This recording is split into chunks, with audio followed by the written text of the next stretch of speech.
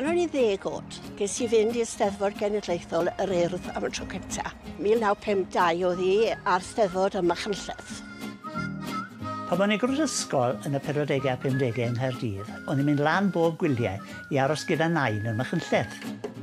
O'n i gyd wedi cyffroi achos bod ni'n cael mynd i'r Steddfod Genedlaethol. Rwy'n credu bod yr ysgol wedi cyrraedd y genedlaethol cyn hynny. A glywodd mam bod criw o ferched Caerdydd yn cyrraedd Seision Mach. So ma'n ei mas o rhaid ni fynd i weld y criw ma'n cyrraedd. Ac wrth bod ni'n dod mas o'r stesion, dyma ffotograffydd y Western Mail yn dod ato ni. A fyd yn oedd lun o ryw 6 ohonon ni ferched. Criw o ferched fach pert, bob un a'i ces yn cerdded lan yr hewl yn hapus braf.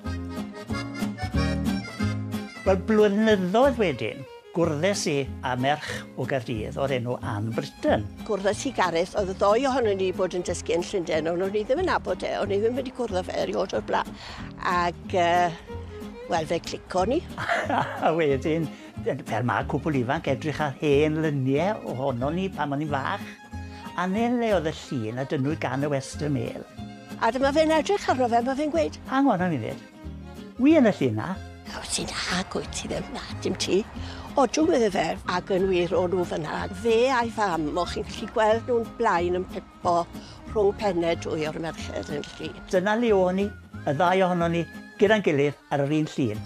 Wel, oedd yn anghygoel, oedd e. I feddwl bod ni wedi bod mor agos yna i'n gilydd a ddim erioed wedi gweld yn gilydd o blaen.